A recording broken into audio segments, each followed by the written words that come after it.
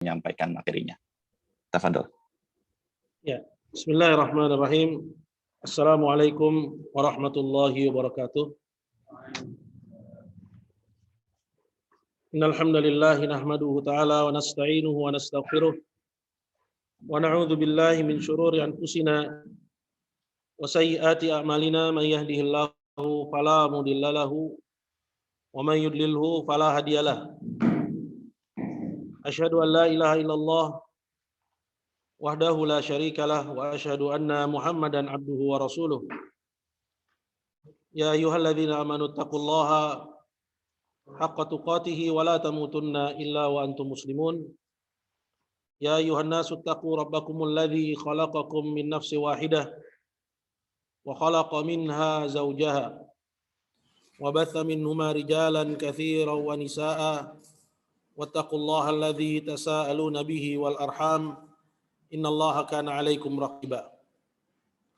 Ya ayyuhalladzina amanu taqullaha wa qulu qawlan sadida yuslih lakum a'malakum wa yaghfir lakum dhunubakum wa man yuti'illaha wa rasulahu faqad faza fawzan 'azima amma ba'du fa inna asdaqal hadits kitabullah ta'ala wa khairal hadi hadi Muhammadin sallallahu alaihi wasallam wa syarral umuri muhdatsatuha fa inna kulla muhdatsatin bid'ah wa kulla bid'atin dhalalah wa kulla dhalalatin finnar.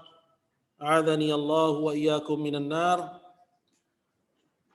Para hadirin, ikhwan dan akhwat yang dimuliakan oleh Allah Subhanahu wa taala, turut bergabung juga bersama kita di kajian siang hari ini para santri dari Ponpes SMP Tahfidz Sahabat Teladan.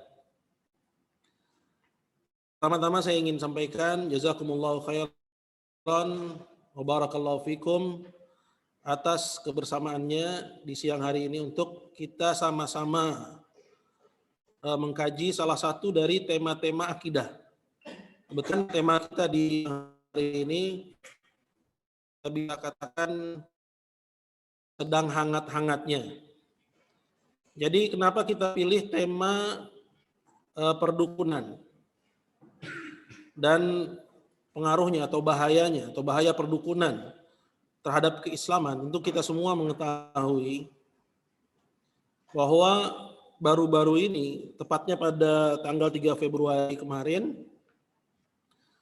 beberapa orang itu berkumpul, terdiri dari pengasuh pondok pesantren, itu juga praktisi, dukun, dan juga orang-orang yang mengaku sebagai ahli supranatural. Mereka berkumpul mendeklarasi perhimpunan, sebuah perhimpunan yang mewadahi dukun, dan yang namanya perhimpunan tentunya kalau resmi berarti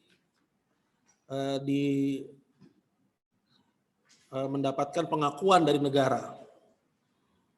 Nah, perhimpunan ini kita kenal ya dari media sosial dan dari berita-berita yang ada. Mereka sebut dengan Perdunu, ya, Persatuan Dukun Nusantara. Jadi yang kumpul di situ adalah dukun-dukun, ya. Kemudian tidak hanya sampai di situ, beritanya semakin heboh karena juga sampai mengundang reaksi dari banyak tokoh-tokoh Islam, dari MUI juga bereaksi, dari Muhammadiyah tentunya juga bereaksi, dan yang lain sebagainya. Menjadi heboh dengan rencana mereka pada bulan Suro nanti, itu kira-kira sekitar Agustus dan September tahun ini. Mereka mau mengadakan apa yang mereka sebut dengan Festival Santet. Ya, mungkin santri-santri di sini baru dengar, ya, karena kan nggak banyak berinteraksi dengan media sosial. Tapi para peserta kajian online ini tentunya banyak mengetahui melalui media sosial. utamanya dari Facebook ya, dan juga dari Twitter dan seterusnya. Nah, ini yang mendasari kenapa kita buat kajian ini. Kemudian suatu hal yang sebenarnya terang, yaitu perdukunan. Dengan adanya himpunan ini dan juga rencana mereka mau membuat festival santet, kemudian terjadilah banyak perdebatan dan klarifikasi serta saling memberikan pernyataan baik dari pihak perdununya dan juga dari pihak-pihak yang menolak pembentukan dan bahkan rencana pembuatan festival itu. Kita dapati pernyataan-pernyataan yang justru membuat persoalan yang jelas hukumnya ini yaitu menjadi samar. Menjadi samar. Contohnya seperti apa? Seperti misalnya mereka bilang santet itu bukan, ini dari pihak perdunu. Sihir itu ilmu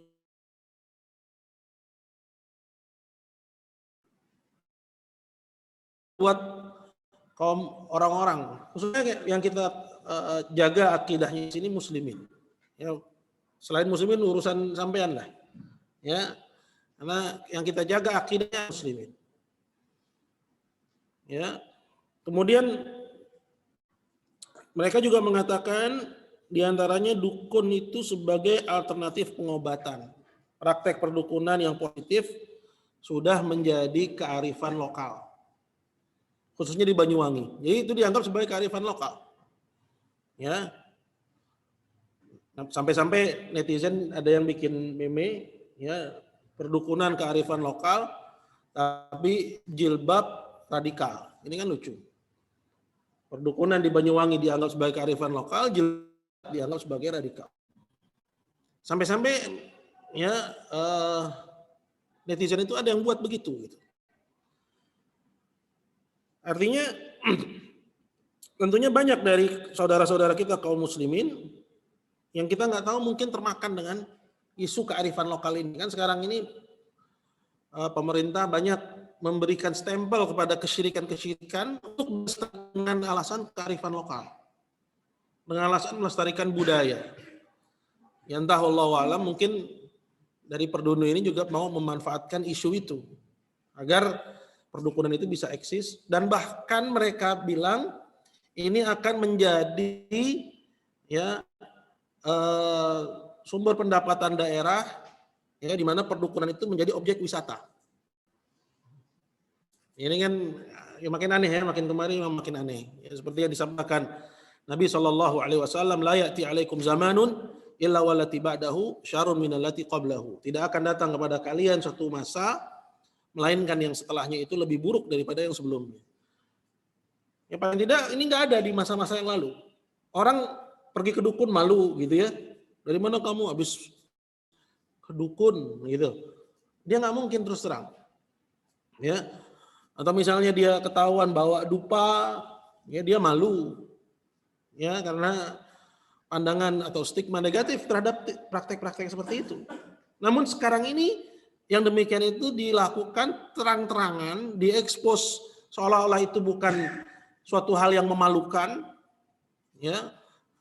Nah ini jadi catatan tersendiri khususnya bagi kita, ya, para dai dan juga para pemerhati tentang tauhid dan juga Islam.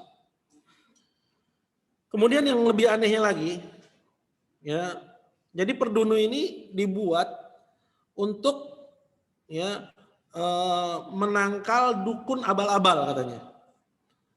Ya, menangkal dukun abal-abal.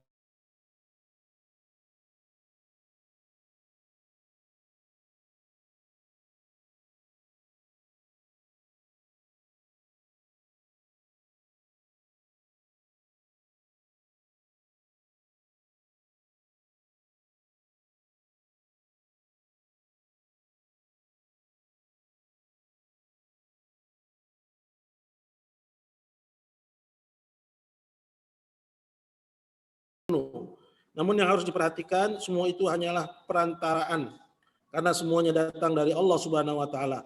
Inilah akidah yang akan kita luruskan tegasnya. Masya Allah. Ya, jadi duta ya agama Islam itu dukun. Nah ini ya. Dan banyak lagi tentunya yang kita nggak mungkin singgung satu persatu perkara-perkara ini semuanya.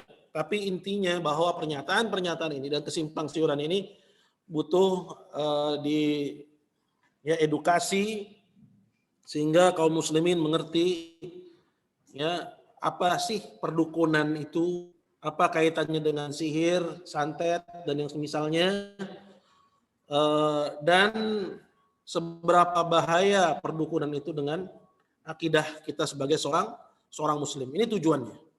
Jadi di sini tujuan dari pembahasan kita. Kemudian hadirin yang dimuliakan Allah, setelah kita mengetahui latar belakang dari kita buat materi ini atau kita angkat materi ini, perlu diketahui bahwa perdukunan, karena dukun ini bukan bahasa Arab gitu ya. Dia bahasa dalam hukum syariat. Ya, jadi kalau kita cari dukun di kamus Arab Indonesia nggak akan ketemu. Ya, nggak akan ketemu. Dukun itu artinya apa? Jadi kita rujuk kepada ya kamus besar bahasa Indonesia. Ya, kamus besar bahasa Indonesia. Nanti kita akan ketahui di situ ternyata yang disebut dukun dan perdukunan itu ada banyak macam dan modelnya. Ada banyak macam dan modelnya. Oke, saya akan bacakan dulu di sini yang saya kutip dari kamus besar bahasa Indonesia ini. Dukun ini kata benda ya. Orang yang mengobati, menolong orang sakit, memberi jampi-jampi, mantra, guna-guna dan sebagainya. Lalu dukun beranak. Dukun yang pekerjaannya menolong perempuan melahirkan. Dukun calak. Itu bengkong, ya dukun sunat. Ya. Jadi dulu anak kecil itu disunat nggak ke dokter tapi ke bengkong. Ya, disebut dukun juga. Yang membantu persalinan juga disebut dukun beranak. Kemudian dukun jampi. Dukun yang menggunakan tumbuhan dan berbagai ramuan alami untuk menyembuhkan penyakit. Dukun japa, dukun yang mengandalkan mantra sebagai sarana pengobatan. Dukun klinik, dukun yang membuat dan memberi guna-guna atau kekuatan.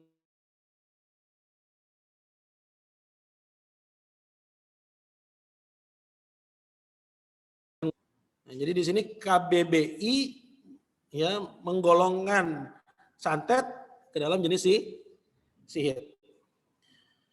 Dukun santet, dukun yang memiliki kemampuan menggunakan kekuatan sihir terhadap manusia. Dukun siwer, dukun yang mempunyai kekhususan mencegah terjadinya kesialan yang diakibatkan oleh peristiwa alami, hujan dan sebagainya. Dukun susuk, mempunyai keahlian khusus mengobati penyakit dengan menusukkan jarum emas pada bagian bawah kulit. Dukun tenung, dukun yang memiliki atau mampu menggunakan kekuatan gaib terhadap manusia. Dukun tiban, orang yang dalam waktu terbatas mempunyai kemampuan mengobati suatu penyakit karena adanya kekuatan gaib akibat kerasukan roh. Tahu nggak nih dukun tiban seperti apa? Ya, biasanya dia jadi mampu mengobati orang sakit ya karena kemasukan jin. Ya, ada yang seperti itu. Sehingga orang-orang datang kepadanya berobat melalui dia. Kemudian berdukun. Berdukun ini kata kerja. Berobat atau meminta pertolongan kepada dukun.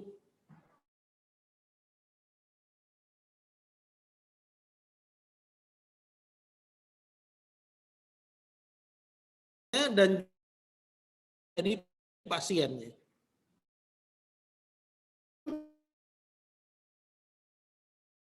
Minta kedua melakukan itu nanti dalam hadisnya. Laisa minna man takahana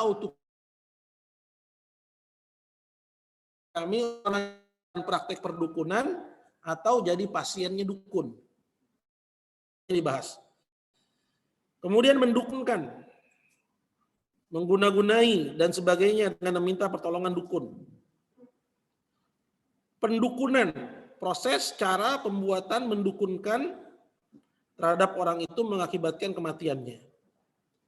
Perdukunan, hal berdukun. Ya, hal berdukun.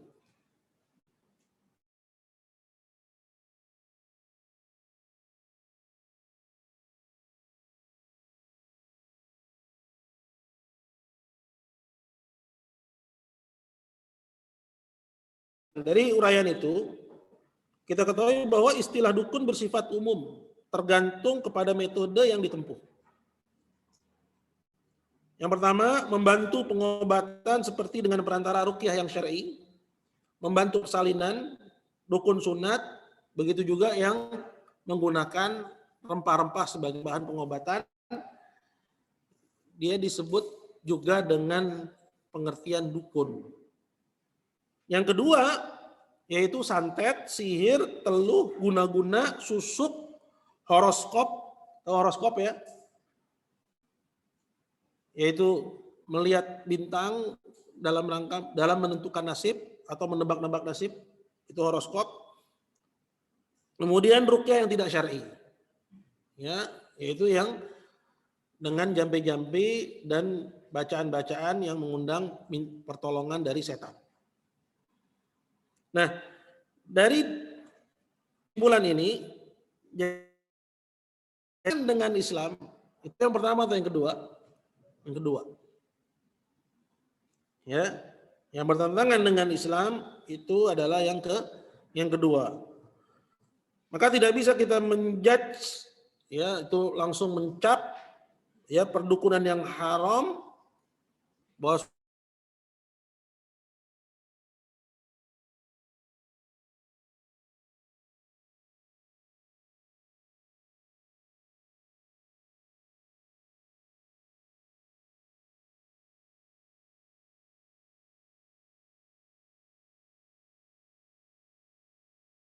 seperti misalnya dukun beranak, kalau tidak menggunakan, ya, teknik-teknik yang haram, teknik-teknik yang mengandung kekufuran, maka istilah dukun ini hanya nama, hanya sekedar nama, yang tidak ada kaitannya, ya, dalam merusak akidah Islam. Ya, jadi kesimpulan akhirnya apa? Bahwa istilah dukun itu sebenarnya. Istilah dukun itu hukum asalnya apa? Umum, ya. Hukumnya itu tergantung kepada metode yang digunakan. Maka kalau kita kembali kepada judul, ya, yaitu bahaya perdukunan terhadap, ya, terhadap akidah Islam, yang dimaksud adalah perdukunan dari jenis yang keberapa?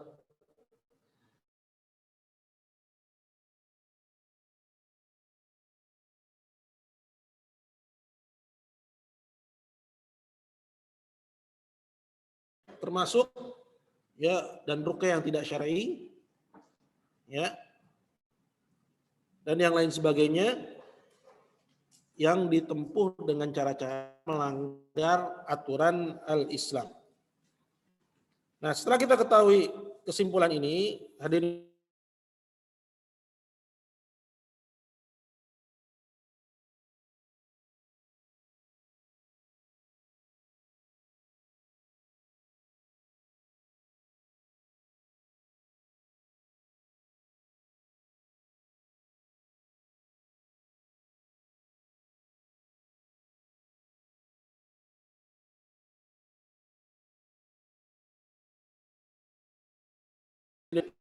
kalau kita lihat di sini semua itu istilah nggak ada yang bahasa Arab itu, kecuali sihir misalnya. Santet nggak ada dalam bahasa Arab, ya. Kemudian teluh bukan bahasa Arab, guna-guna juga, susuk bukan, ya. Horoskop ini masuk kemana dalam terminologi agama, ya, seperti itu, ya.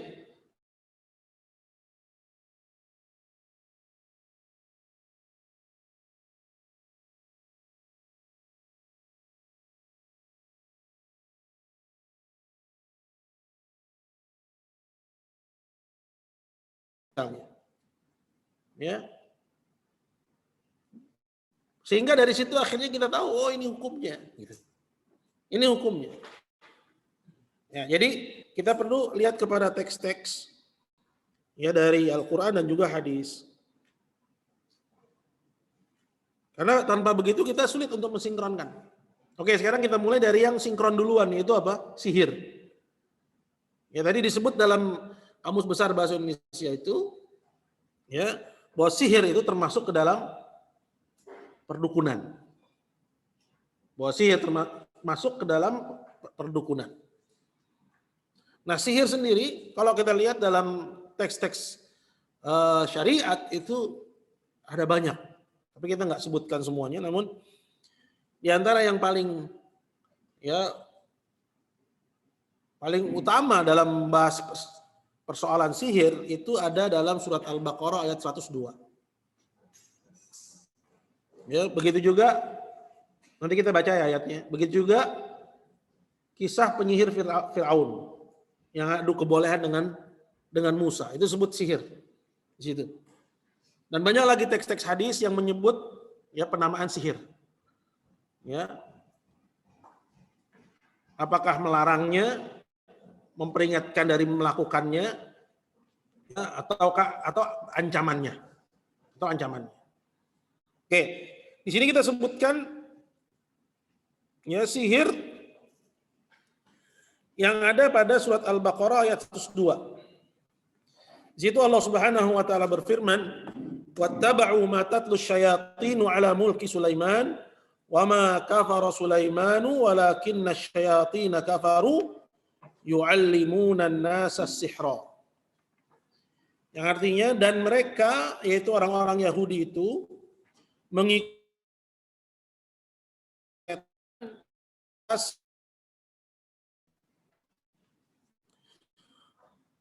dan Sulaiman tidak menjadi kafir, melainkan setan-setan itulah yang kafir.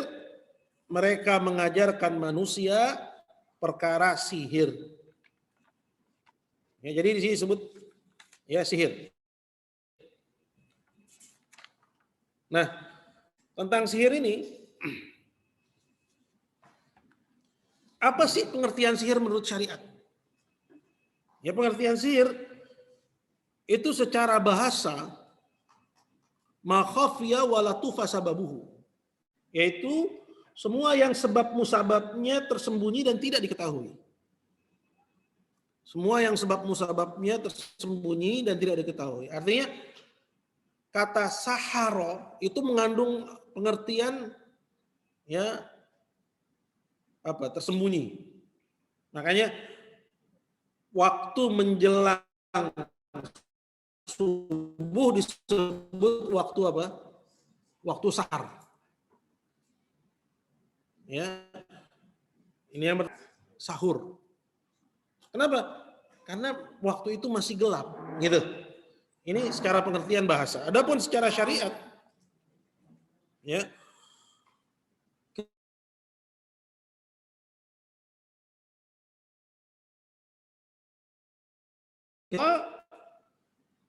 Sihir itu ada dua macam. Sihir itu ada dua macam. Yang pertama adalah uqadun waruqa, yaitu ikatan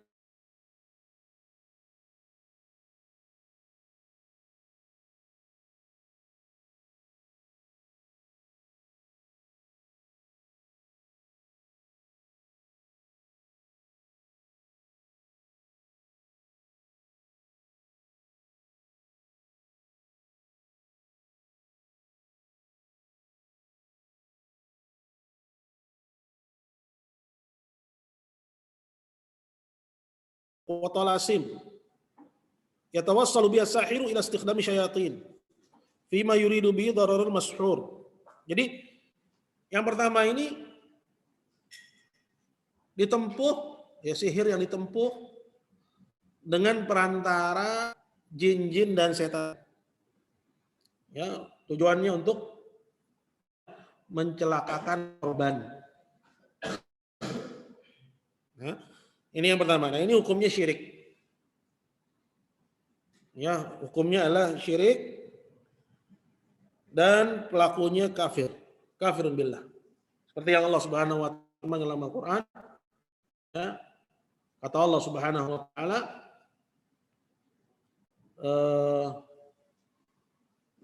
apa itu ayatnya?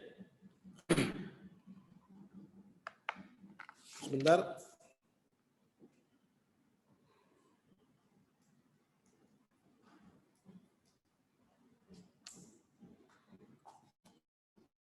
Ini firman Allah, walaqad alimu laman ishtarahu ma lahu fil akhirati min khalaq.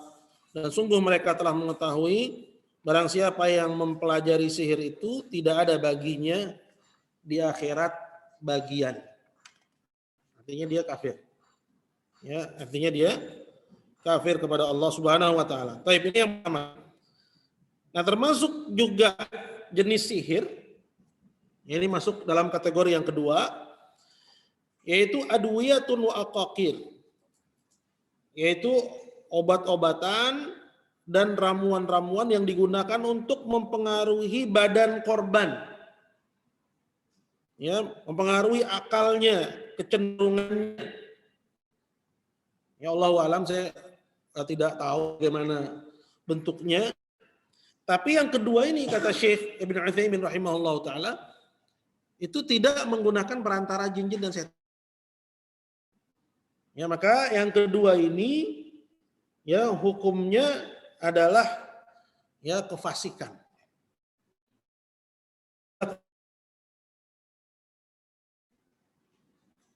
Kata beliau, qala fasihru qisman, maka sihir ada dua macam. Yang pertama syirkun, yang kedua udwanun wa fisqun.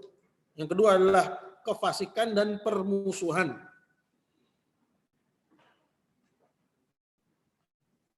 Ya. Nah ini. Jadi hadirin dimuliakan Allah Subhanahu wa taala, ini yang pertama. Ya, yang kita kaitkan sihir ini dengan perdukunan. Baik itu yang menggunakan perantara jin-jin dan setan. Nah, ini hukumnya kafir. Begitu juga, ya, pasiennya kafir. Kenapa gitu?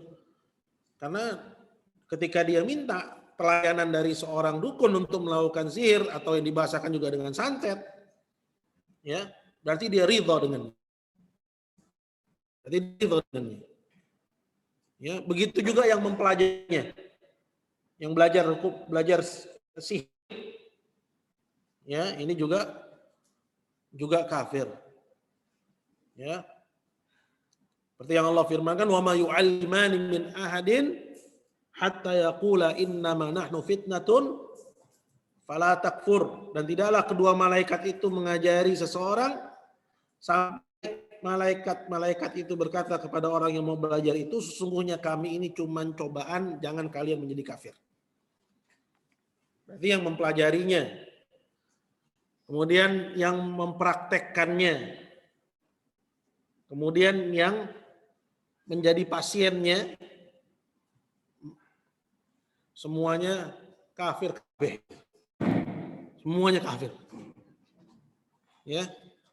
Itu kalau sihir dari jenis yang melalui perantara jin dan setan. Nah, kenapa dengan perantara jin dan setan ini pelakunya menjadi kafir? Syekh Utsaimin di sini menyebutkan, li'annahu la yata'atta dzalika illa bisyirki ghaliban. Karena seorang tidak bisa mencapai sihir yang dia mau itu, melainkan dia itu harus kafir dulu, gitu. Ya, di mana jin dan setan ini tidak mau melayani manusia, ya, sampai si manusia ini mau mengikuti permintaannya. Ya, Allahu a'lam, ini dendam mereka yang lama, ya, di mana, ya, iblis bapak moyang mereka itu disuruh untuk sujud kepada bapak moyang kita, Adam. Ya. Maka mereka sekarang minta agar kita itu yang menjadi hambanya dia. Makanya disuruh kafir. Disuruh kufur kepada Allah Subhanahu wa taala. Ya, banyak ditemukan pada ya rumah orang-orang yang ketangkep dia itu sebagai praktisi perdukunan, ya, sisa-sisa praktek yang itu menandakan akan kekufuran. Seperti misalnya ditemukan mereka memasukkan Quran ke dalam jamban. Ya. Intinya dia harus menghinakan apa yang dimuliakan oleh agama ini. Dimuliakan oleh agama. Seperti menyembelih untuk selain Allah Azza wa Jalla. Apa aja. Ya. Cuma kalau di kita ini banyak ya medianya itu ayam hitam, ayam cemani. Ya. Makanya yang jual ayam cemani itu banyak duitnya, kenapa satu ekor itu mahal? Ya. Tapi dia dapat duit, ya, Islamnya hilang. Kenapa? Karena dia melayani para praktisi-praktisi perdukunan. Saya kan cuma jualan ayam sama aja. Kenapa? Karena dia melayani praktek-praktek perdukunan itu. Tapi kalau bukan untuk itu boleh tentunya. Dan harganya harusnya sama seperti ayam-ayam yang lain. Ya, mahal sedikit nggak apa-apa karena keunikannya. Tapi biasanya berjuta-juta ini ayam cemani. Ya, karena untuk apa? Untuk ritual. Untuk ritual. Nah, tempat-tempat yang melayani praktek-praktek perdukunan di negeri kita banyak. Saya pernah lihat di misalnya di Rawabening, di Tempat Batu, itu ada kios-kios yang melayani praktek perdukunan. Ya, menjual alat-alat klinik dan semua yang dibutuhkan untuk ritual. Nah, jadi kalau kaum muslimin ini tahu bahwa yang demikian itu adalah kesyirikan, kekufuran, ya, maka mereka akan hati-hati. Mereka akan hati-hati. Kemudian kita pindah lagi kepada yang berikutnya. Yang berikutnya termasuk ke dalam jenis sihir. Ya, berarti tadi sihir masuk ke dalam perdukunan. Nah, dalam teks-teks syariat itu ada perbuatan-perbuatan digolongkan bahwa ini termasuk sihir. Bahwa ini termasuk sihir. Berarti juga masuk ke dalam perdukunan. Contohnya misalnya apa? Tadi disebutkan di KBBI itu, Kamus Besar Bahasa Indonesia. Yang pertama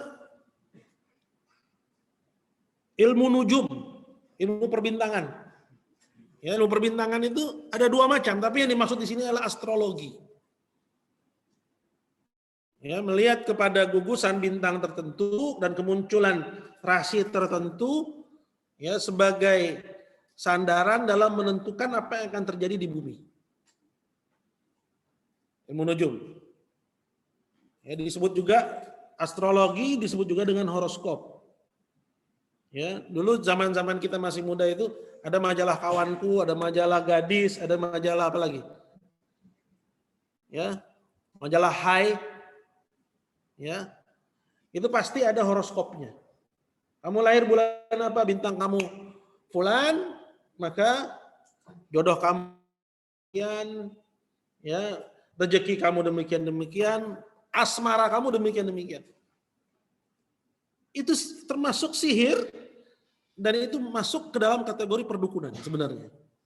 Jadi kalau kita cuma protes perdunu, namun kita nggak waspada dari ya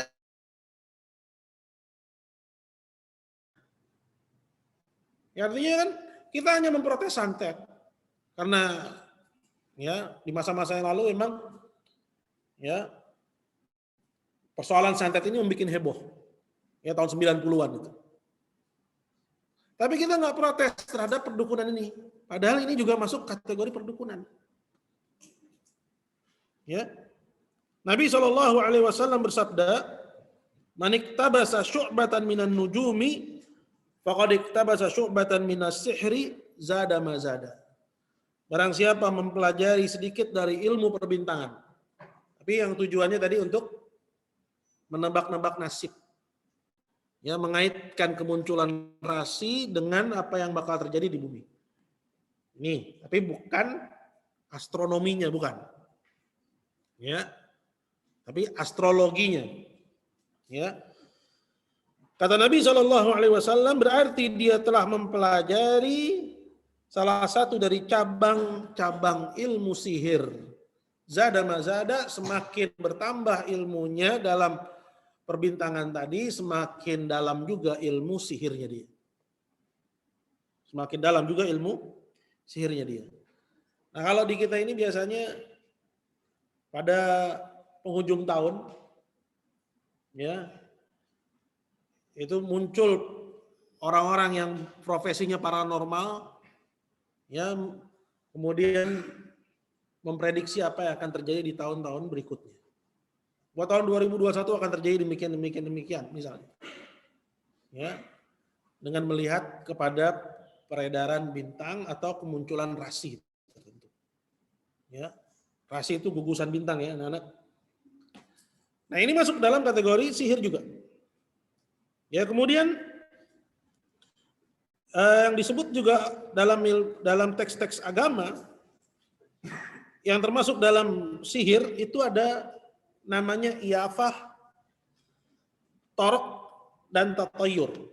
Ya, nanti di kita ini namanya beda lagi. Ya, di kita namanya beda lagi. Ya, tapi kita lihat dulu nih, apa yang dimaksud dengan istilah-istilah ini semua. Dalam kitab Qaul Mufid, syarah kitab Tauhid, Syekh Ibnu Utsaimin rahimahullah taala menerangkan yang pertama adalah iyafah. Iyafah itu kata beliau qala wa hiya zajrut thair lit tasya'um wat tafaul. Jadi orang Arab itu suka menghalau burung dengan tujuan untuk, ya, apakah lanjut dalam pekerjaannya, optimis, atau dia urungkan pekerjaannya, ya, dia pesimis. Ya. Nah, ini masuk dalam kategori kalau di kita khurafat. Ya, perbuatan yang khurafat. Karena dia masuk dalam perbuatan mengaitkan yang bukan sebab, ya, mengaitkan, ya, menjadikan yang bukan sebab sebagai sebab. Ya, menjadikan yang bukan sebab, ya, sebagai sebab. Misalnya apa? Ini dilakukan oleh anak-anak muda nih. Ya. Di, ya, pinggir kali, ayo lempar apa? Lempar apa? Lempar batu ya. Kalau sampai berarti jodoh kita sampai. Kalau enggak berarti enggak sampai. Asik ya? Asik. Dilempar. Sampai katanya. Pasangannya lempar nggak nyampe. Berarti kita nggak sampai. Ini, ya, sama seperti iyafah. Ya, seperti iyafah. Artinya ini hanya istilah, tapi bentuknya di masyarakat bisa berbeda-beda. Ya, itu sama-sama disatukan dengan menjadikan yang bukan sebab sebagai sebab. Ya, menjadikan yang bukan sebab sebagai sebab. Kemudian selain iyafah ini torok. Ya, apa itu torok? Torok itu membuat garis di tanah. Kemudian orang disuruh jalan di atasnya. Kemudian proses itu dijadikan dasar dalam menentukan nasib. Ya, dalam menentukan nasib. Mirip seperti itu di kita, seperti melihat garis tangan. Seperti melihat garis tangan. Ini juga termasuk perdukunan sebenarnya. Ya, karena nggak ada kaitannya garis tangan kamu sampai atau garis tangan kamu putus dengan nasib kamu. Itu masuk dalam kategori perdukunan. Nanti kita baca hadisnya kata Nabi SAW. Kemudian yang terakhir yaitu tiarah atau yang kita istilahkan dengan tatoyur. Mengaitkan yang kita lihat, yang kita dengar, dan yang kita ketahui dengan nasib. Ya, misalnya apa? Ya, jangan beli mobil habis nabrak karena itu akan membawa sial. Apalagi misalnya, ya, pengetahuan tentang tanggal 13 atau angka 4 ya pada keyakinan orang-orang Tionghoa. Makanya kalau kita ya misalnya tidur nginep di hotel itu nggak ada lantai 4 misalnya. Nggak ada lantai 4, langsung 3 langsung 5. Ini juga termasuk perdukunan. Ya. Termasuk pada perdukunan. Feng Shui itu perdukunan. Tahu Feng Shui ya? Yaitu meletakkan bangunan ke arah tertentu. Ya. Nah, kalau dalam agama Tionghoa itu ya atau budaya Tionghoa banyak yang begitu. Sekarang ini aja mereka bilang tahun apa? Tahun apa coba? Ada yang tahu nggak tahun apa sekarang? Tahun apa? Nggak tahu ya? Kalau nggak salah tahun tikus ya. Setiap tahun tuh mereka punya apa? Punya ikon dari binatang-binatang itu. Yang di situ mereka ya menebak-nebak nasib. Tentang keberuntungan dan tentang kesialan. Itu masuk ke dalam kategori perdukunan sebenarnya. Kalau kita lihat tatayur ini. Jadi tatayur ini kata Syekh Utsaimin, wahiyat tasya'um bimar'i au masmu'. Wa qila at-tasya'um bima'lum mar'iyan kana au masmu'an zamanan kana au makanan. Wa hadha ashmal. Itu mengaitkan apa yang diketahui, apa yang dilihat dan apa yang didengar dengan peristiwa yang akan terjadi. Dengan peristiwa yang akan terjadi. Ya, seperti misalnya perawan nggak boleh duduk di pintu. Kenapa? Pak Mali nanti nggak ada jodoh. Ya kalau itu bisa dihubungkan, maka nggak termasuk ke dalam jenis perdukunan misalnya. Ya karena kalau duduk di pintu, jadi semua orang udah lihat, gitu kan? Ya, sedangkan laki-laki yang soleh dia pengen yang masih ketutup, yang belum pernah dilihat orang. Ya, ini orang udah dipajang, makanya nggak mau dia. Ya, misalnya begitu ya. Apalagi misalnya, ada banyak gitu di negeri kita. Ya, nah ini dihimpun ya di negeri kita itu dengan istilah apa? Tahayul, khurafat, dan ternyata itu juga termasuk ke dalam jenis apa? Sihir dan perdukunan. Ya di sini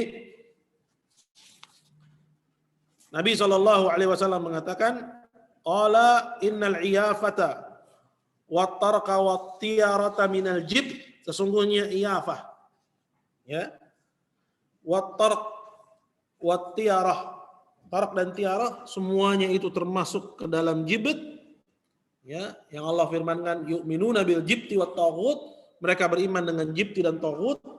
Kata Umar, al jibtu as-sihru, jibt itu adalah sihir. Jadi kata Nabi termasuk ke dalam jibt. Apa itu jibt? Jibt itu sihir. Ya, jibt itu adalah sihir.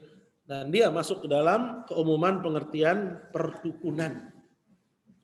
Kemudian, ya, mengikat simpul dan meniup-niupnya. Ini yang Allah Azza wa Jalla firmankan dalam Al-Quran, min syarrin naffatsati fil uqad, dari kejahatan perempuan-perempuan yang meniup-niup ya simpul. Karena ini diantara metode untuk melakukan sihir. Untuk melakukan sihir, mengikat sihir dengan korban. Biasanya dari ya bekas badan si korban, entah bajunya, entah rambutnya, ya, entah liurnya. Apapun yang bekas dari orang yang mau disihir, ya, itu dengan cara diikat kemudian ditiup-tiup. Ya. Nah ini masuk kategori sihir dan perdukunan. Kata Nabi SAW, man aqada uqdatan, barang siapa mengikat ikatan, thumma nafatha fiha, kemudian ikatan itu dia tiup-tiup, faqad sahar, berarti dia telah menyihir. Wa man sahara faqad asyrak, dan barang siapa melakukan sihir, maka berarti dia telah musyrik. Ya, ini termasuk perdukunan. Kemudian Kita ya persingkat. Yang berikutnya adalah jimat dan rajah. Ya, ini jimat ada banyak macamnya di negeri kita. Ya, dan sayangnya justru yang memproduksinya tempat-tempat yang ya dikatakan itu pondok pesantren. Ya, murid kalau udah jebolan pesantren, jago bikin jimat. Jago bikin jimat, jago bikin raja, bukan jago baca kitab. Ya tentunya nggak semua pesantren, ada pesantren-pesantren yang seperti itu. Ya. Nah, disebutkan oleh Syekh Utsaimin rahimahullah taala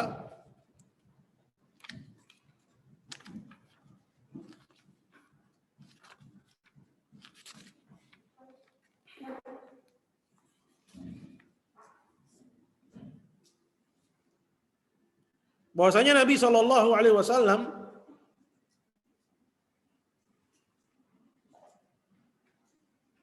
dari Ibnu Abbas radhiyallahu taala anhuma, beliau berkata tentang satu kaum yang menulis abjad, ya huruf-huruf abjad sambil melihat ke bintang.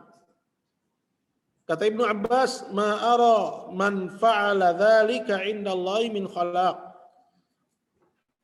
Aku anggap orang yang melakukan itu dia tidak mendapat bagian sama sekali di sisi Allah. Ya, tidak mendapat bagian di akhirat. Artinya ya orang tersebut ya dihukumi kafir. Kata Syekh Utsaimin rahimahullah, ini hukumnya haram.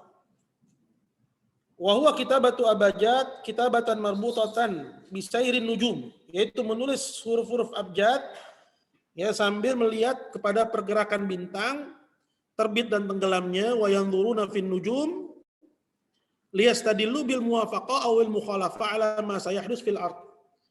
Itu dia lakukan dalam rangka menebak-nebak kejadian yang akan terjadi di bumi. Ya. Jadi misalnya ya jimat yang ditulis kemudian dijadikan rompi ya sebagai pelindung biar kebal dari senjata tajam. Ini termasuk ya. Atau jimat yang ditaruh di rumah. Ya. Coba kalau kita perhatikan tuh. Kalau kita perhatikan itu isinya apa? Isinya adalah huruf muqatta'ah. Huruf-huruf yang terputus-putus. Ha, alif, alif, alif, alif, bintang. Ya, ntar ain, ntar ada dibuat gambar apa. Ya, yang paham cuma dia sama jinnya. Kita nggak paham apa itu maksudnya. Ya, dan ajaibnya itu dijual dan dibeli oleh DKM masjid, ditaruh di masjid. Yang tulisannya kitmir itu. Ya, kitmir itu katanya apa? Katanya anjingnya Ashabul Kahfi. Nama anjingnya Ashabul Kahfi. Tapi ya satu frame itu kita nggak paham apa maknanya. Kenapa? Karena itu huruf-huruf yang terputus-putus dengan simbol-simbol yang nggak dimengerti kecuali oleh dia dan jinnya. Nah, ini termasuk dalam bentuk dari ya sihir dan juga ya perdukunan. Termasuk dari sihir dan juga perdukunan. Nah, kemudian ini yang terakhir ya. Yang terakhir adalah yang disebut dengan nusroh. Nusroh ini mengobati sihir dengan sihir. Ya, kalau mengobati sihir dengan Quran itu nusroh yang dibolehkan. Ya ruqyah syar'i. Tapi mengobati sihir dengan sihir. Ya. Nabi SAW suatu hari ditanya tentang nusrah, beliau menjawab, hiya min amali syaitan. Bahwa nusrah ini termasuk dari perbuatan setan. Kata Ibnu Qayyim, halus sihir anil mashur. Mengurai sihir dari korban. Wahya naw'an, ada dua macam. Yang pertama, halun bisihrin mithlihi, mengurainya dengan sihir juga. Wa huwa alladzi min amali syaitan, itulah yang disebut sebagai amalan syaitan. Fa yataqarrabun nasyir wal muntashir ila syaitan bima yuhibbu. Di mana praktisinya ini, begitu juga korbannya sama-sama mendekatkan diri kepada syaitan, ya mengerjakan apa yang dimaukan oleh syaitan, ya. untuk ya mengurai sihir, agar sihir yang dikirim kepadanya itu lepas. Jadi sihir dibalas dengan sihir. Ini nusyrah yang nggak boleh. Nah ini ya termasuk juga sihir. Jadi kalau kita lihat kepada pernyataan sebagian orang di Perduno itu, ya bahwa ini niatnya baik katanya. Ya, kita buat perkumpulan ini niatnya baik, ya sebagai pengobatan, ya membantu untuk ya mengurangi perceraian, biar suami cinta sama istrinya nggak selingkuh, begitu juga istri dengan suaminya nggak selingkuh, ya. Tapi kalau dengan perantara jin dan setan, maka sama aja. Walaupun niatnya baik. Ya kenapa? Karena itu juga termasuk ya perdukunan yang diharamkan dan termasuk juga kepada kekufuran. Nah, orang-orang yang melakukan ini itu para praktisi, ya melakukan jenis-jenis ini semua, dan juga mungkin macamnya masih banyak lagi. Ya, dari yang tadi telah disebutkan ada sihir, kemudian ya astrologi, horoskop, ya termasuk juga feng shui, iya, tarot, tatayur, ya, kemudian yang membuat jimat, raja, nusyrah. Para praktisi ini disebut dalam agama kita dengan istilah kahin. Dengan istilah kahin. Kahin biasa kita artikan dukun gitu ya. Ya. Padahal tadi udah disebutkan di awal bahwa dukun itu pengertiannya umum. Ya, nggak bisa kita langsung menjudge orang yang disebut dukun berarti dia kafir. Padahal dia dukun beranak dan nggak pakai perantara jin dan setan. Nggak bisa. Karena dukun itu masih umum. Tapi kalau kahin itu udah pasti dukun sesat. Dukun kafir. Disebut juga dengan arraf. Arraf itu orang-orang yang bahwa dia mengetahui gaib. Ya. Apa yang akan terjadi di masa yang akan datang itu para ahli nujum, paranormal, ya. Dan mengetahui barang hilang, di mana hilangnya dan di mana bisa diketemukannya. Ya, ini disebut dengan arraf. Dan juga disebut dengan rommal. Apa itu rommal? Yaitu dia buat garis, kemudian dia lari-lari kecil, kemudian ditentukan darinya nasibnya. Ya, seperti orang yang membaca garis tangan. Nah, kita menggolongkan ini semua dengan istilah perdukunan, namun kita ikat dengan perdukunan yang sesat tadi. Ya. Nah, praktek ini semua dari perdukunan yang sesat ini, ya, ini termasuk ya ke dalam perbuatan yang diharamkan dalam agama. Ya, walaupun niatnya baik, ingin mengakurkan suami istri, ya ingin bantu menyembuhkan penyakit, ya termasuk juga yang tadi disebut dengan istilah apa, dukun apa?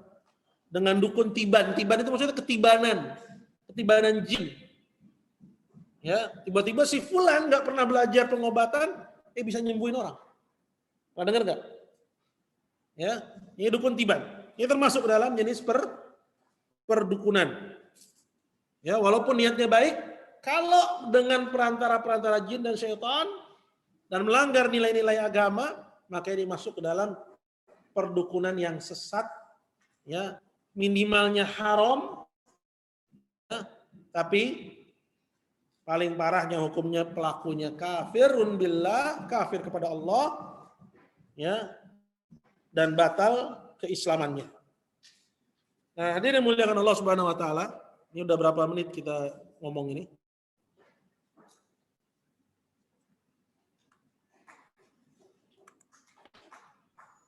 Hampir 50 menit, Ustaz. Kenapa? Hampir 50 menit, hampir 1 jam, Ustaz. Udah lama ya. Kita ambil sedikit lagi ya, paling 10 menit aja.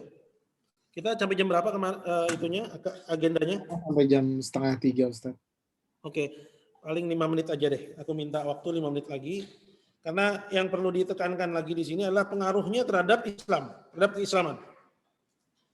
Nah, bagaimana pengaruh perdukunan yang sesat ini? Bahkan yang kufur ini terhadap keislaman, pengaruhnya jelas. Ya, pengaruhnya jelas.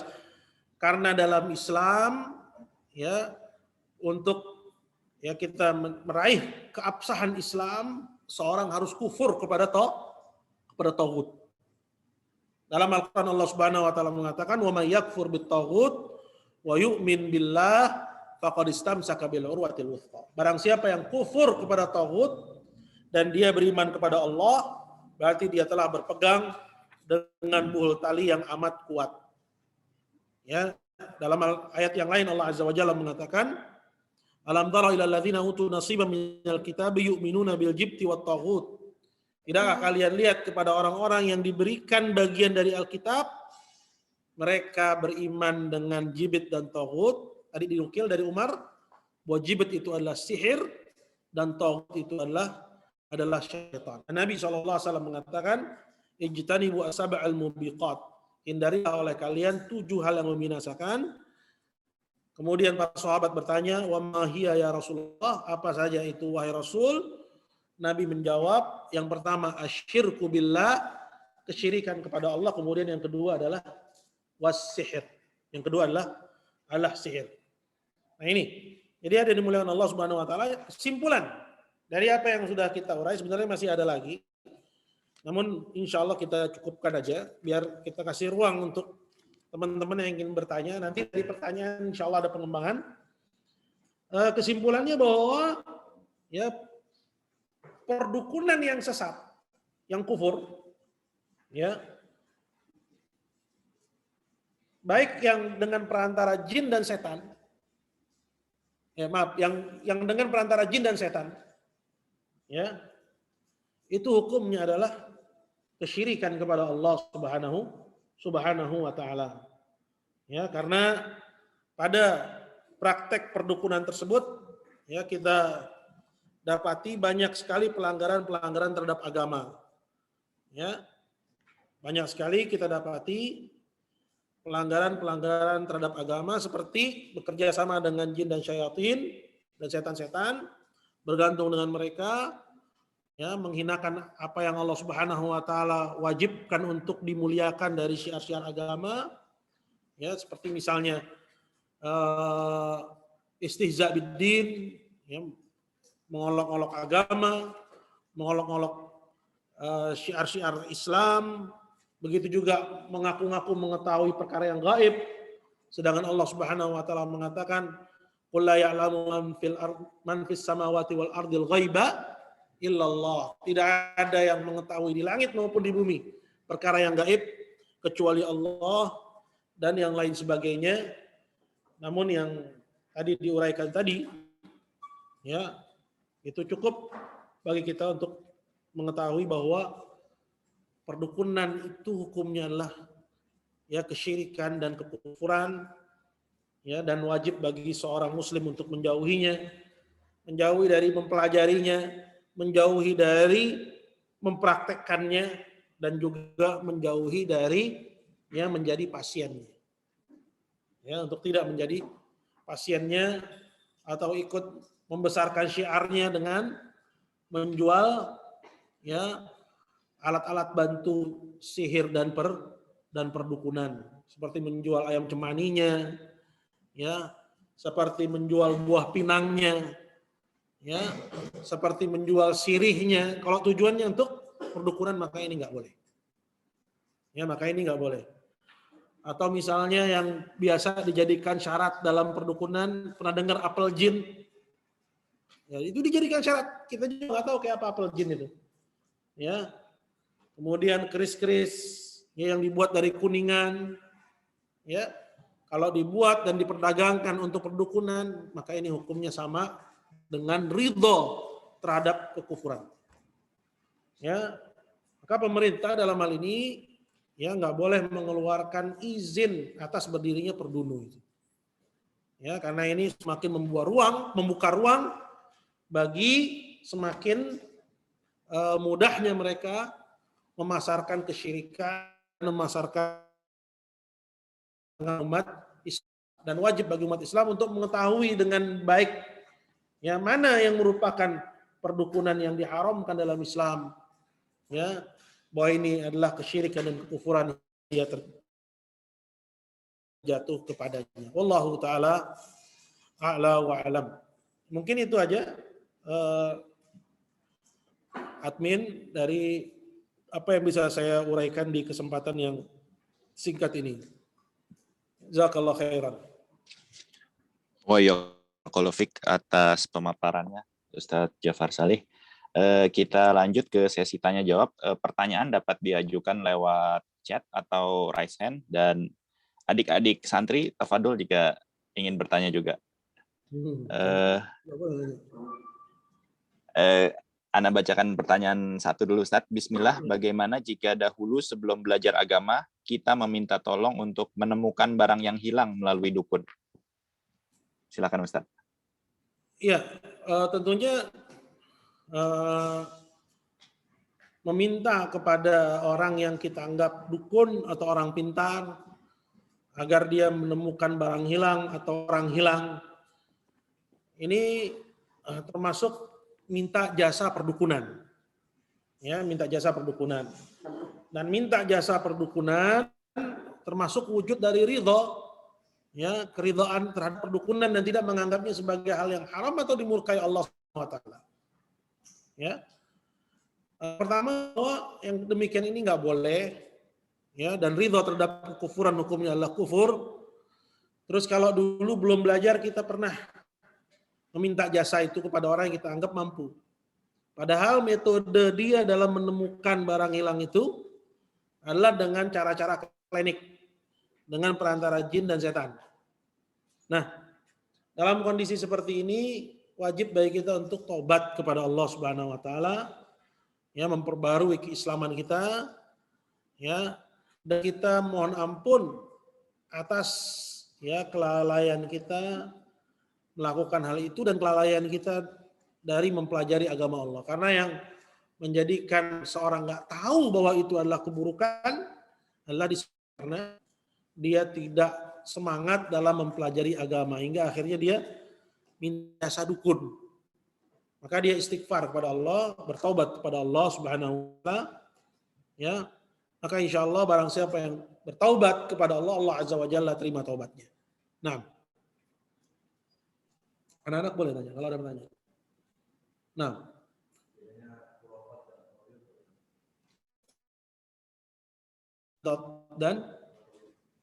dan tatayur. Di sini ada pertanyaan nih, Pak Admin. Saya jawab dulu ya. Ya, silakan, Pak. Jadi di sini ada yang bertanya apa perbedaan khurat dengan tatayur. Jadi bisa kita dudukkan bahwa khurafat ini sifatnya lebih umum, ya, dia masuk ke dalam, ya, banyak dari satuan-satuan perbuatan yang dianggap sebagai khurafat, ya. Adapun tatayur itu dia khusus, ya, dia khusus terkait dengan perbuatan-perbuatan yang masuk ke dalam definisinya. Ini telah dijelaskan bahwa definisi tatayur itu adalah mengaitkan apa yang dilihat, apa yang diketahui, dan apa yang didengar dengan nasib. Ya. Contoh yang tidak masuk dalam kategori, ya, kategori tatayur, tapi dia termasuk ke dalam jenis khurafat. Ya, misalnya apa? Misalnya anak-anak dulu, ya, kalau ngantongin batu, ya, mulesnya bisa hilang, gitu. Ya, ini keyakinan, ya, masuk ke dalam kategori, ya, khurafat, mengaitkan yang bukan sebab sebagai sebab, ya, mengaitkan yang bukan sebab sebagai sebab, atau misalnya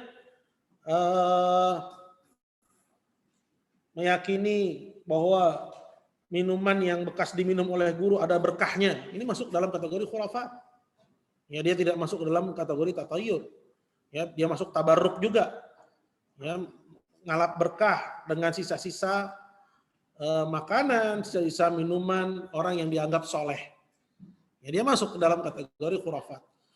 Bahkan masuk dalam kategori khurafat, ya perbuatan-perbuatan yang hukumnya syirik akbar, ya dari keyakinan yang batil, ya dari keyakinan-keyakinan yang kufur kepada Allah Subhanahu wa taala. Ya, seperti keyakinan terhadap Dewi Sri yang dianggap ya sebagai dewi kesuburan, itu khurafat dan hukumnya ya syirik akbar mukhrij minal millah. Jadi khurafat itu am, dia lebih umum. Ya, adapun tatayur itu sifatnya dia lebih khusus, dilihat, diketahui, apa yang didengar, kemudian dia kaitkan dengan nasib. Insya Allah contohnya ada banyak sekali, tapi intinya bahwa tatayur itu lebih ya sempit maknanya dari khurafat. Wallahu a'lam. Baik, silakan. Nyambung dari pertanyaan yang tadi, mungkin ada pertanyaan di sini, Ustaz. Di Sumatera ada praktek menyebut harimau dengan datu atau inya. Mereka melakukan karena kalau menyebut kata harimau, mereka takut harimaunya datang pada mereka. Apakah ini termasuk syirik akbar, Ustaz, dari sisi khauf? Tafadhol, Ustaz. Ya, ini khauf sir, rasa takut yang terselubung. Ya, di mana seseorang meyakini kalau menyebut harimau maka itu akan mencelakakan dirinya. Ya, sedangkan pada dasarnya kalau kita lihat lebih jauh lagi itu tidak ada hubungan sebab akibat. Ya, maka yang wajib bagi seorang muslim untuk melawan keyakinan-keyakinan itu, perasaan-perasaan itu, ya dengan tidak istiadat, ya dengan menyebut harimau dengan nama yang tadi disebutkan, ya dengan selain nama harimau. Ya, tujuannya untuk mengalahkan ya rasa-rasa yang terselubung dalam dadanya itu dari rasa takut, yang sumber dari kepercayaan yang batil. Yang bersumber dari kepercayaan yang batil, ya maka harus dilawan. Ya, kemudian dia mohon perlindungan dari Allah Subhanahu wa taala, ya, dan dia minta ya pertolongan hanya dari Allah Subhanahu wa taala, sehingga takutnya itu hanya kepada Allah Jalla wa ala saja. Mirip-mirip seperti ini juga keyakinan sebagian orang kalau main-main ke ya pantai laut selatan nggak boleh pakai baju hijau. Baju hijau ya? Baju hijau merah? Baju hijau. Nggak boleh pakai baju hijau karena katanya itu adalah bajunya Nyai Roro Kidul. Jadi nggak boleh ikut-ikutan pakai baju hijau. Harus dilawan. Ayo kita ke sana sama-sama pakai baju hijau. Iya, kita lawan. Ya, insya Allah nggak terjadi apa-apa. Ya. Nah ini yang harus dilakukan. Ini termasuk ikut mengikuti adat yang seperti itu, ikut mempercayainya, atau ikut-ikutan khawatir seperti mereka khawatir padahal itu tidak ada sangkut pautnya.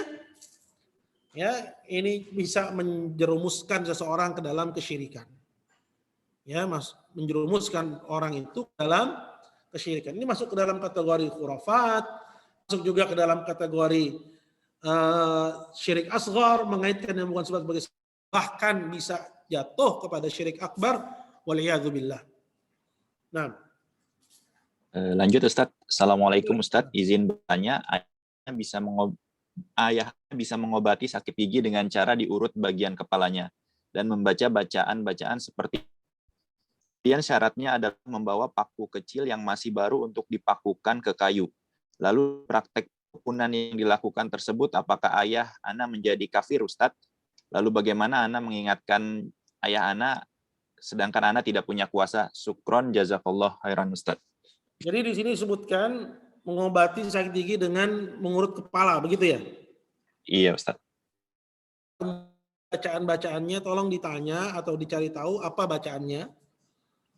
Tapi kita bisa pastikan bahwa syarat ya menghadirkan paku baru yang belum dipakai untuk ditancapkan ke kayu ini nggak ada sangkut pautnya. Ini tidak sangkut pautnya. Jelas ini perdukunan, namun kita boleh untuk memastikan lebih jauh lagi. Ya, apakah bacaan-bacaan yang dibaca itu mengandung bacaan minta pertolongan kepada jin dan setan, tapi mensyaratkan mendatangkan paku yang baru dengan sebagai syarat kesembuhan, ini jelas nggak ada sangkut pautnya. Minimal, ini hukumnya syirik asghar. Hukumnya syirik asghar.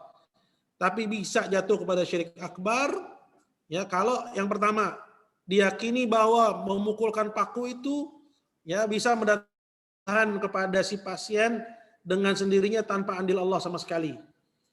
Dan juga bisa jatuh kepada syirik akbar kalau diketahui itu terdapat permohonan bantuan kepada jin-jin dan setan. Tapi minimal bahwa praktek perdukunannya dia ini hukumnya adalah syirik asghar waliyadzubillah.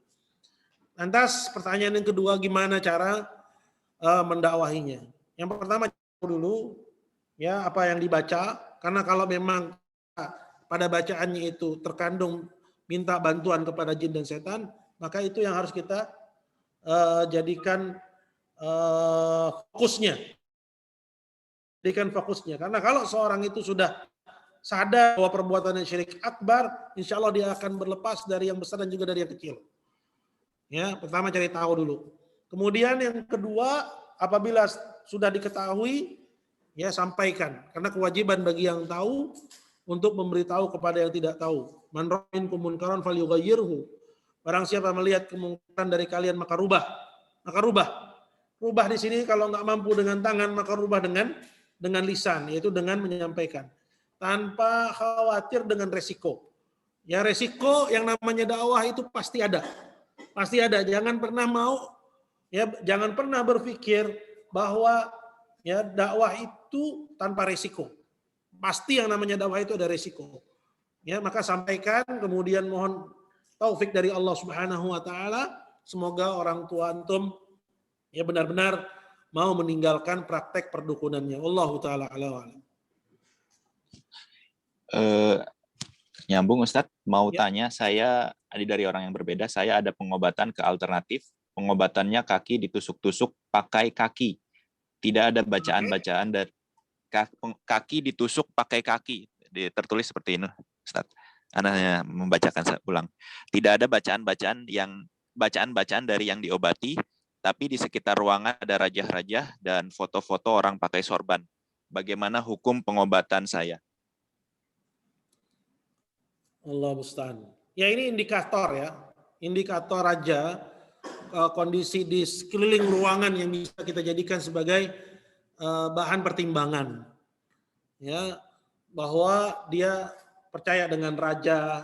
Ini kan menimbulkan keraguan kita kepada dia.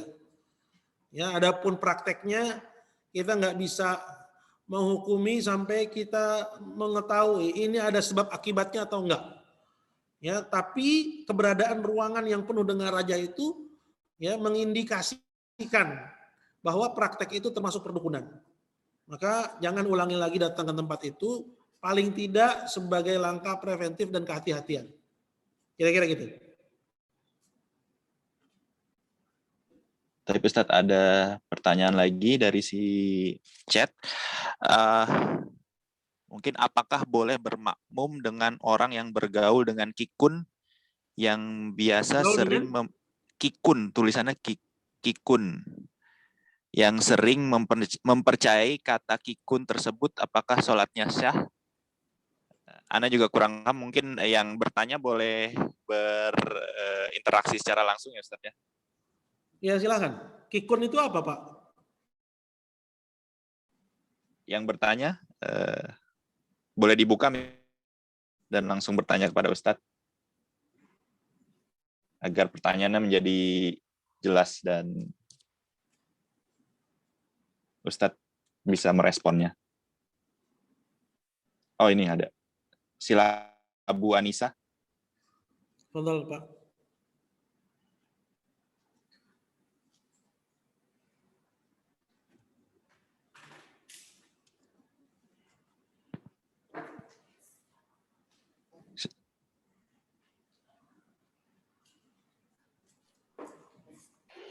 Ustaz, assalamualaikum warahmatullahi Ustaz.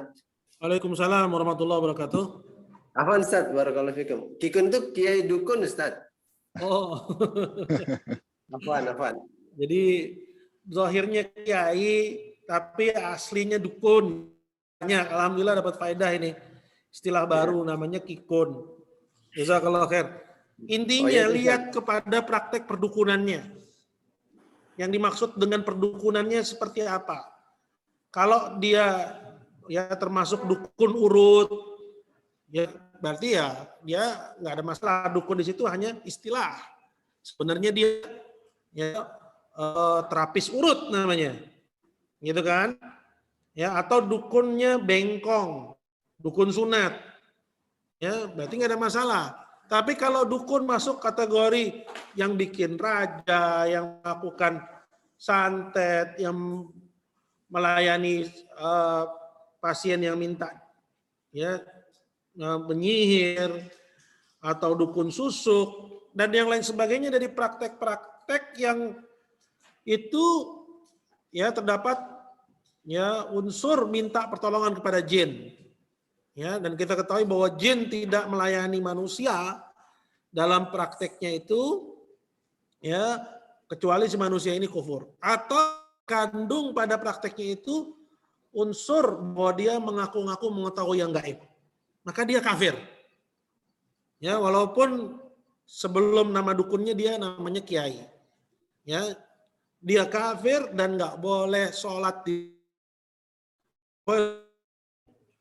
Ya, adapun kalau dukun itu hanya istilah yang digunakan untuk orang yang membantu orang lain dalam hal-hal yang dibolehkan tanpa melalui perantara jin dan setan. Unsur mengaku-ngaku mengetahui yang gaib, maka dukun itu hanya sebuah penamaan aja, ya, yang tidak ada kaitannya dengan pembatal keislaman. Maka boleh sholat di belakangnya. Tapi kalau yang pertama tadi saya sebutkan, maka lihat, kalau itu yang dia lakukan, dia ta'ala ala wa'alam. Baik Ustadz, pertanyaan lagi nih, ada sahabat kita dari Malaysia.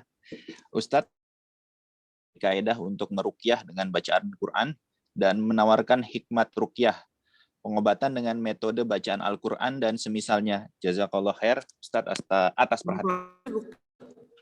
Ajari ruqyah dengan bacaan Quran dan menawarkan hikmat ruqyah, pengobatan dengan metode bacaan Al-Quran dan semisalnya.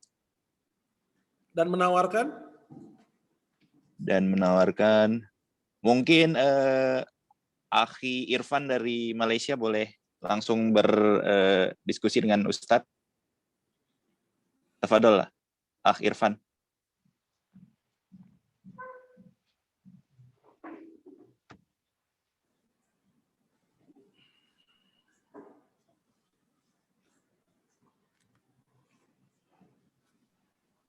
Bismillah. Assalamualaikum warahmatullahi wabarakatuh, Ustaz. Waalaikumsalam warahmatullahi wabarakatuh. Di kampung saya terdapat seorang ustazah, dia merawat pesakit dengan bacaan Al-Quran. Dia membuat air penawar dan dia mengobati dengan bacaan Al-Quran secara halus. Jadi saya ingin belajar cara seperti mana dia mengubat pesakitnya itu, boleh ke? Apakah hukumnya Ustaz? Boleh ke Ustaz? Ya, jazakallah khair wa barakallahu fiik.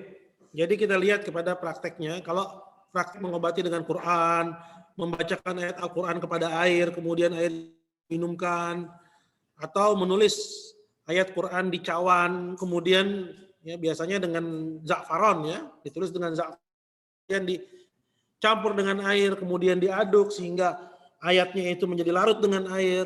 Ini semua metode-metode yang boleh dalam Islam. Ya, ini semua metode-metode yang boleh dalam Islam. Ya, jadi mempelajarinya boleh. Ya, dengan niat untuk membantu orang. Cuma yang ini ya, setahu saya dalam Islam itu tidak ada ruqyah itu jadi profesi. Tidak ada ruqyah itu jadi profesi. Karena siapa aja orang Islam bisa ngeruqyah. Kalau dia akidahnya lurus, bisa baca Al-Quran, dia bisa meruqyah. Ya. Adapun metode-metode seperti misalnya ya membacakan ayat kepada air, menulis ayat Al-Quran di wadah, kemudian disiramkan kepadanya air, kemudian diminumkan. Ini cukup kita mengetahui hadis-hadisnya saja. Ya, kemudian kita praktekkan dengan penuh keyakinan, artinya nggak perlu belajar khusus. Cukup kita ya menguatkan akidah, ya memperlancar bacaan Al-Quran, syukur-syukur bisa menghafalnya. Siapa aja orang Muslim bisa. Tapi mungkin yang dimaksud di sini kurang percaya diri, sehingga butuh belajar. Ya nggak apa-apa kalau misalnya ada seorang teman yang biasa praktek, dia ikut, sehingga perlahan dia lebih percaya diri. Kalau ada orang yang sakit, dia bisa bantu ya dengan pengobatan seperti itu. Jadi kesimpulannya kalau ditanya boleh, boleh jawabnya. Ya, dan insya Allah ya berpahala, yang namanya membantu orang, insya Allah diganjar dengan pahala oleh Allah Subhanahu wa taala. Jazakallahu khairan, barakallahu fiik. Mungkin 1 atau 2 pertanyaan terakhir lagi ya Ustadz ya. Silahkan untuk yang ingin bertanya boleh langsung raise hand dan menonaktifkan mic. Kalau tidak ada lagi mungkin kita lanjut kepada kuis Ustadz.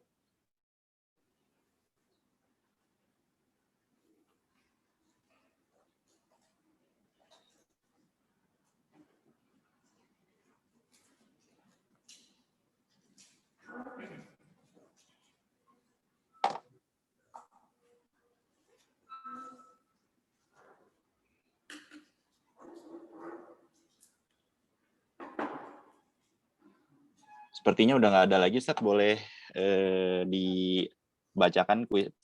Kuisnya ada 3 pertanyaan, 2 untuk Ikhwan dan 1 untuk Akhwat. Untuk Ikhwan bisa langsung menjawab pertanyaan dengan membuka mic. Untuk Akhwat cukup di chat saja. Pertanyaan pertama, tafadhol Ustadz. Jadi pertanyaannya dari saya ini. Iya. Oh gitu ya.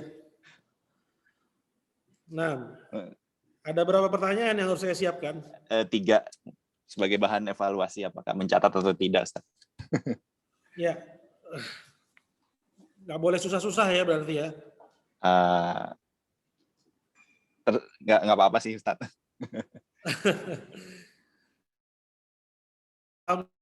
Salatu wassalamu ala Rasulillah wa ba'du. Pertanyaan yang pertama,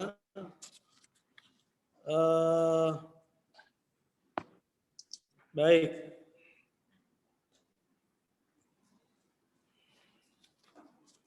Pertanyaan yang pertama,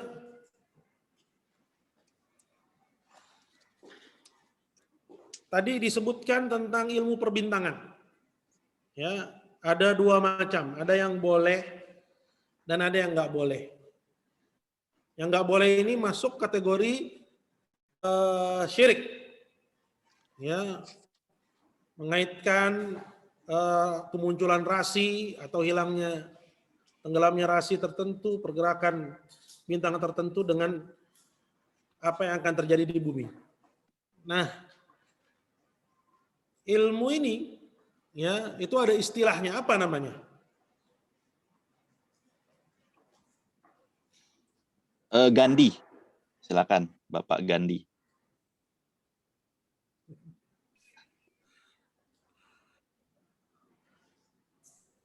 Astrologi, Ustaz.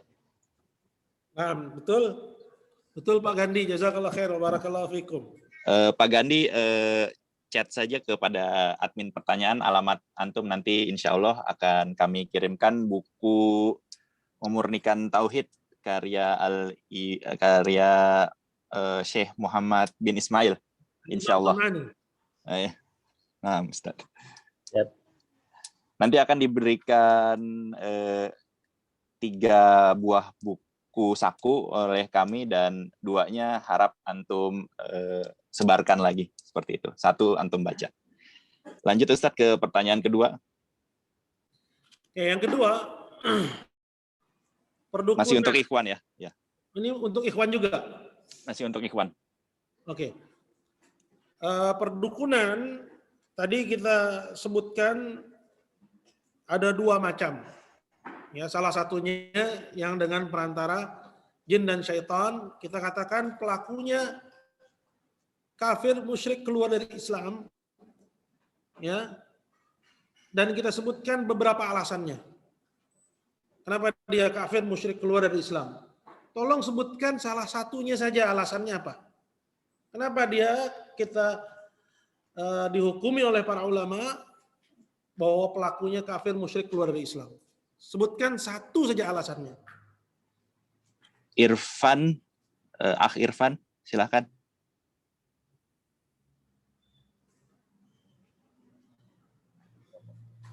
Dia termasuk dalam Bismillah Ustaz, kerana dia termasuk menjadikan perantara jin.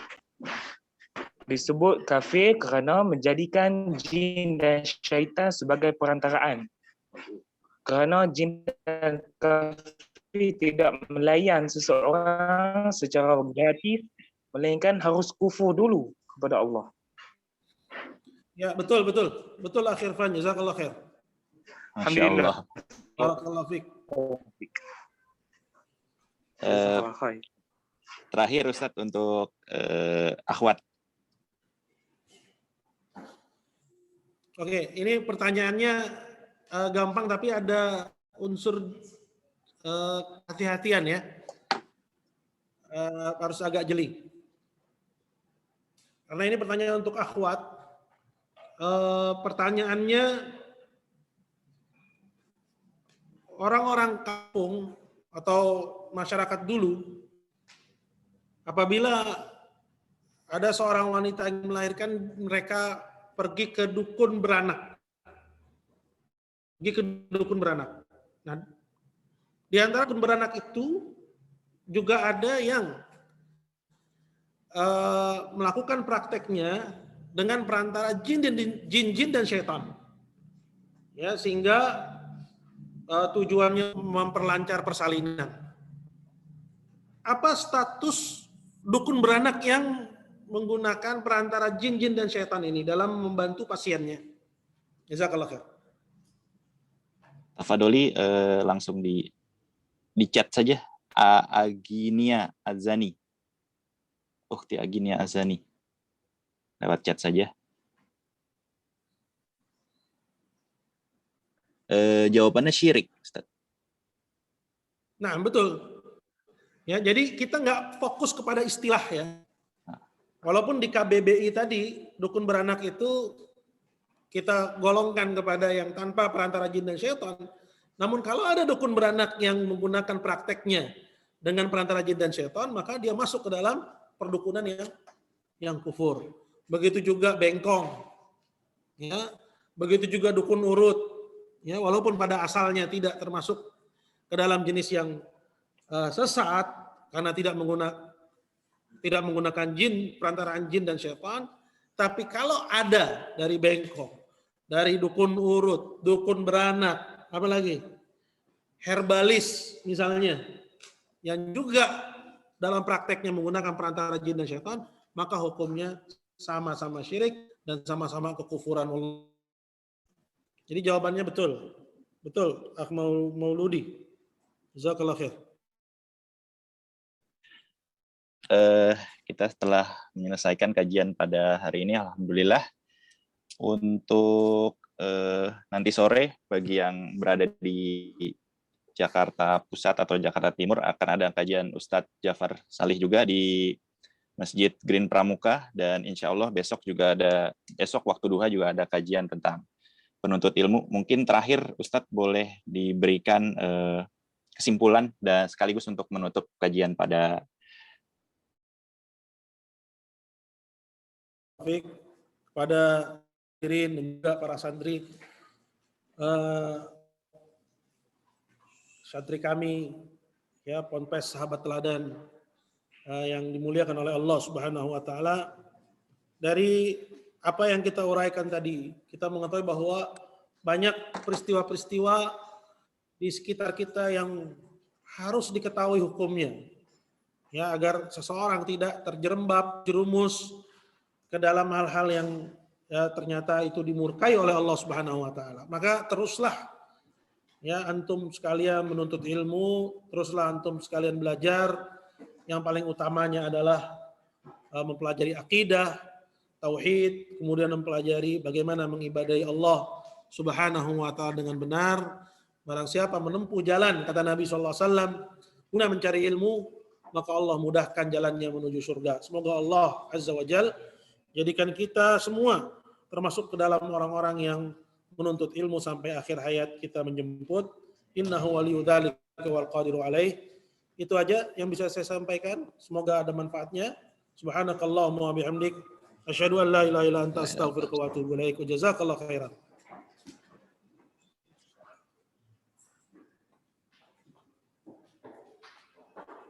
Baik, kami haturkan barakallahu fikum kepada Ustadz atas kesempatannya pada siang hari ini dan terima kasih atas partisipasinya kepada semua jamaah. Kami pamit undur diri. Wassalamualaikum warahmatullahi wabarakatuh. Waalaikumsalam warahmatullahi wabarakatuh.